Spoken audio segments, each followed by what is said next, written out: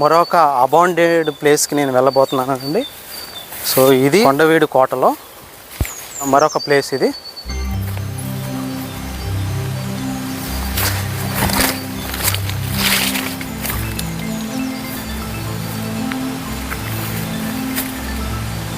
కోట. So శత్రు దుర్భేద్యమైన ఈ కోటలో సుమారు ఒక 1600 సంవత్సరాల పాటు సో రాజుల పరిపాలన కాలం ఉంది. అంటే సుమారు మనకి భారతదేశానికి స్వతంత్రం వచ్చిన కాలం వరకు ఇదనేది ఉంది. ఇక్కడ చూసినట్టయితే ఈ ప్లేస్ మొత్తం నిర్వీర్యం చేయబడి ఉంది.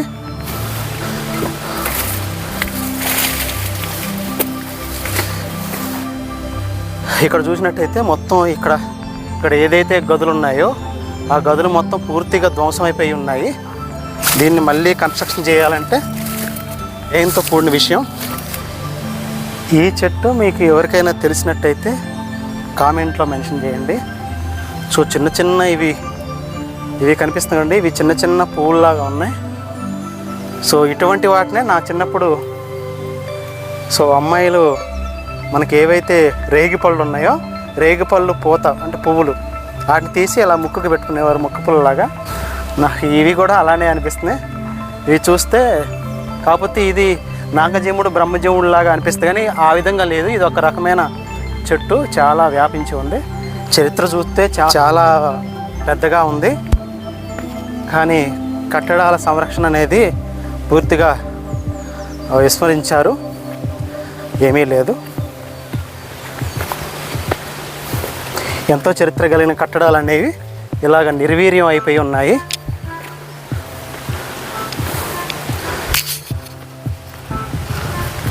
చూస్తున్నా కదండి, కట్టడం లోపల చూసినట్టయితే మొత్తం పూర్తిగా పాడైపోయి ఉన్నాయి. ఇక్కడ సో కట్టడం లోపల చూసినట్లయితే చాలామంది ఇక్కడికి వచ్చి భోజనాలు చేసినట్టుగా కనిపిస్తుంది. సో ఇది ఒక అబాండెంట్ ప్లేసు. దీంట్లోకి రావడానికి కూడా సరైన దారి లేదు.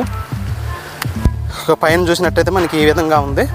ఇది కాంక్రీట్తో పైన ఏదో వేశారు. అప్పట్లో నిర్మించింది అయితే కాదు. ఈ కాలంలో ఎప్పుడైతే రాజుల కాలం పోయినదో, ప్రజాప్రభుత్వం ఎప్పుడైతే ఏర్పాటైందో ఆ తర్వాత వీటిని కట్టడాలని కాపాడటానికి ఈ విధంగా పైన ఇసుక కాంక్రీట్తో ఈ విధంగా మనకి వేశారు. బట్ అది కూడా ఆగడం లేదు.